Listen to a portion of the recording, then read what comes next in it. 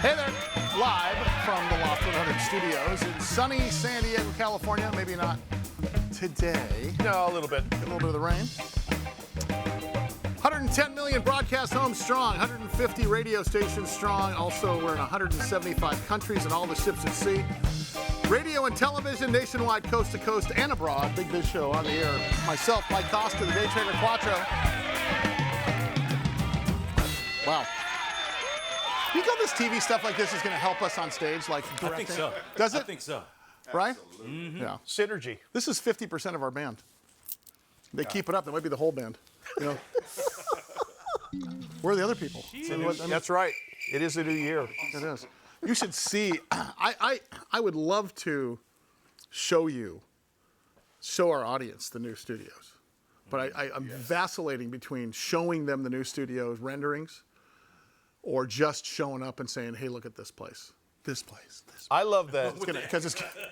I love the show up and, hey, look at this place. You're not going to. Well, you know. You don't get. This is what I did last time. You don't get to see till we're in there.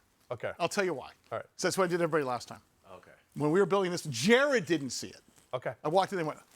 Fair enough. I can't remember at what point Jared came in. It was like, oh my God. So, anyway. I will wait.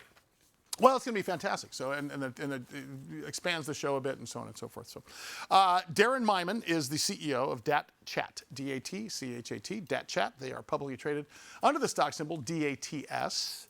One of our viewers told us about Darin Myman last year, and what's interesting is he is going to bring something to you today. I know the band hasn't heard him before, but he's going to talk about the metaverse and about exactly what they do here. But it's really an interesting conversation. It's so great to have him once again. Darin Myman. Darin, how are you, sir? Good to see you. Hey, doing great. Thanks for having me back on the show. No, I'm glad to have you because you were the guy who actually told us what the hell the metaverse was.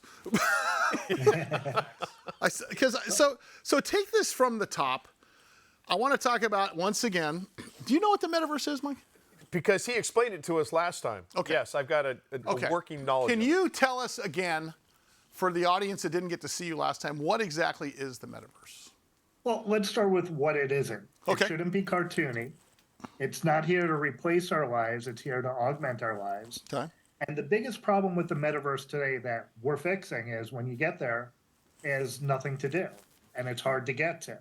So we're creating the metaverse. We're calling it the smartaverse, the habitat smartaverse, where it looks almost like real life.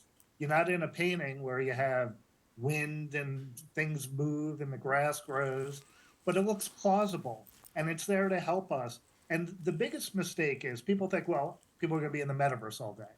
It's really the new social media. And it's about changing who owns our information and how we interact with each other. Instead of going through people in the middle, it's really about doing it directly with each other. And when we upload something to the metaverse, we own it. And we own it forever. So Facebook Darin, doesn't own our family photos. When you just said that at the very beginning of your answer, it reminded me of the internet. Remember when the first person told you about this thing called the internet? And you're like, what is it? Am I on it? Is this it? Yeah. Right? Do you remember that at first? Oh, yeah. Because am I surfing the internet? Well, I remember because they had CompuServe. Uh-huh. You'd buy a computer at Costco, and they'd have Prodigy. Right. Then they had America Online, and those were sort of webby type experiences, but they were own sort of siloed. But then the first time you went to a www. You remember, and it was like 4 miles long. Sure. And it was white background with like blinky text or something. And they had like the blue text you knew you could click, and the red text you knew was an underline or whatever. When you describe the metaverse, I know it's not that, well, dare I say prehistoric when we're talking about it, but I think we're further along there. But what you're saying is, right now it's I also compared to cryptocurrency in the beginning. Okay, how do we do it? How do we get there? You're making it, you're creating an on-ramp that's accessible, but you're also creating something that's useful, correct? Yeah, it has to be very useful, but it has to be easy to get to. So if you ask people what it looks like, they don't know. And how do you get there? So our metaverse, our smartaverse, you're going to be able to go right from your phone. You're not going to need a VR headset. But if you have one, you could use that too and be in that full 3D environment. But it's going to bring us the information we need and own and be able to share and communicate. It's not all about video conferencing wearing headsets. It's also about walking into a store, looking up a restaurant, and be able to walk in and take a look around and see the food and the menu right from your phone, even if you're not in 3D. And if you have 3D, it's super cool. Well, then I there's think also all but you know, you one of the things you mentioned in the beginning, Darin, was that it's there to help us. There's also therapeutic and training sides of things there too. Mike, you had a question. Sorry, Hey, Darin, will we ever get to the point like in the movie Ready Player One, where people are spending 24/7 in the metaverse? Well, I don't think it's going to be 24/7. It'll be for the gamers, they'll immerse themselves in games.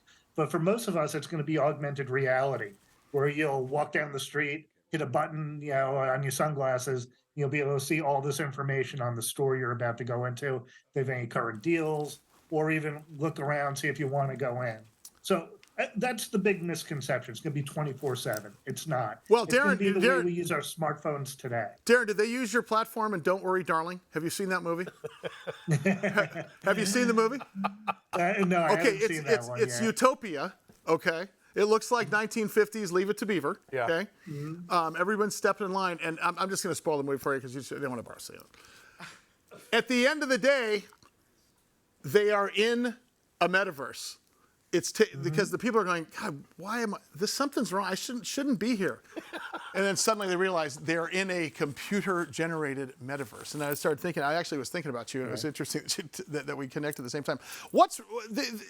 So when you talk about bigger, better, faster, stronger for DatChat versus what exists now, put it. Let's talk about you guys now. Talk about exactly what where the rubber meets the road. Specifically, and how people can get involved and start accessing and so on and so forth. Sure. So what DatChat is, we're right now a private communications platform with encryption where you can control your information after you share it. So what we're doing is building a new social network around it called the Smartaverse, which is our metaverse, that will allow you to interact not just in, you post something and wait for people to look at it on Facebook, but to actually interact with people or sit around a conference table either from your phone, but you're safe, secure, encrypted, where you control your information. You don't have to worry about people screen grabbing everything or grabbing the download. Yeah, that's going to be the new sexual assault. You'll be in the metaverse and you get screen grabbed. It's already started. There have already been cases where. Oh my God, that's scary. Hey, Darin, the first metaverse homeless person in one of the metaverses. Wow. Well, I love the next time you're on. I want you to get in next week, and what I want to talk about is how you guys are bringing back privacy to social media and communication, because I think that's one of the most important parts of this thing. Once again, Darin Myman, DatChat Inc. Look at the DatChat investor by going online there, and of course you can go to DATS is their stock symbol on NASDAQ. But I'll tell you what, interesting company. We're going to start following him. Thanks, Darin. Appreciate it. Do you spend much time on social other than getting kicked off of Twitter every 3 weeks? Once in a while. I'm completely off social now. I'm not on Facebook at all. It's become a cesspool. Mary Bird Godwin and our staff handles the band stuff, and You're not. although TikTok money, we got 100,000 active viewers. We're going to start doing that again a lot. See, that's productive, but most of it is just people ripping on each other like Dave Ballet. Jerk. See you in a minute.